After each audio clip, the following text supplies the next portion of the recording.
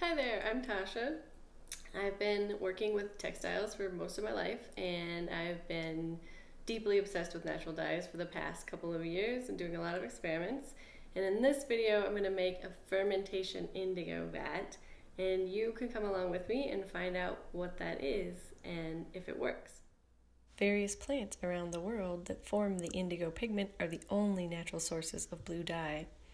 Processes to get this pigment into a soluble form that can attach to a textile developed independently in many different cultures. Okay, now we're going to mix up the vat. Indigo powder that you get from a natural dye supplier is oxidized, it's stable but not ready to dye anything. It's also not easily soluble in water, but putting it in a jar with marbles and shaking it up helps to hydrate it. When fermenting anything, if your water contains chlorine, you want to either boil it first or let it sit out overnight so the chlorine can evaporate and doesn't kill off any of the bacteria that you want for the fermentation. Also, make sure that the water that you're using is not hotter than a comfortable bath. It should be warm to get the fermentation going, but not so hot that, again, it will kill off any bacteria. I'm adding soda ash to make the vat alkaline. Wear gloves so you don't get this on your skin. Then I'm going to add some wheat bran as food for the bacteria and madder as a catalyst for the reduction reaction. All this is setting up the conditions for the indigo to be available as a dye. The vat must be alkaline and the oxygen should be reduced, which means either taken out or bound up. You can accomplish this with some pretty toxic chemicals or with fructose for a gentler chemical reaction, or this is the oldest way, using the bacteria present in the environment to ferment and reduce the vat. I'm using a recipe from the Aurora Silk website, which I'll also provide a link to at the end.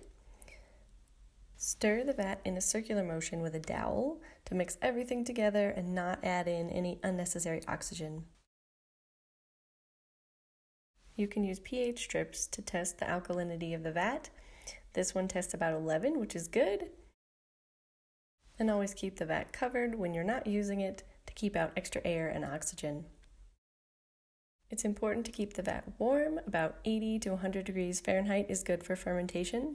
I'm going to put mine in this black plastic bucket and put the bucket in the sun during the day, adding or taking out old towels for insulation. Check on the vat and stir it gently and thoroughly every day. When the vat is reduced and ready, most of the liquid will appear green to yellowish, and a coppery, deep purple film will form on top. When you think your vat may be ready, it's time to test it. This is day 5 for my vat, and I'm using a small piece of cotton fabric. With all natural vats where there's sediment on the bottom, it's important to keep what you're dyeing suspended above that sediment and in the reduced part of the liquid, and that's why I'm using a loop of string with a safety pin to hold my sample, and this square dowel to hold it above the vat so that the sample stays in the active part of the vat. Leave your sample in there for at least 5 minutes. If the vat is dyeing well, it will appear green when you first pull out the sample, and then slowly oxidize to blue as it hits the air. It is so exciting when this happens and works for the very first time. You can rinse your sample to remove unattached indigo and start the oxidation process. Dyeing little test strips every day or every few days is a great way to check on your vat and see how it's coming along. When your tests are coming out well, it's time to dye something bigger. Any cellulose fibers like cotton or linen are a good choice since those won't be damaged by the alkalinity of the vat. You can dye fairly large pieces even in a small vat by folding or bunching them any way you like to get different blue and white patterns. Accordion folding is a good place to start. Soak the piece that you want to dye in plain water first to get a more even color. Then when you're ready to dye, squeeze as much of the water out as you can, and then very slowly lower the piece into the vat to avoid introducing any oxygen. Set a timer to leave the piece in the vat for at least 10 minutes. When the time is up, Pull it out very slowly and squeeze out as much liquid as you can right at the surface of the vat to return all the indigo and good stuff, but not any extra oxygen.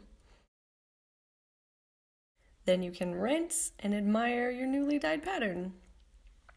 Leave it to oxidize fully in the air for at least 20 minutes, and then you can dip it again, either fold it in the same way or a different way to get deeper blue color and more layers. Keep in mind that the tighter you twist or fold your fabric or yarn, the more variation between white and blue you will get.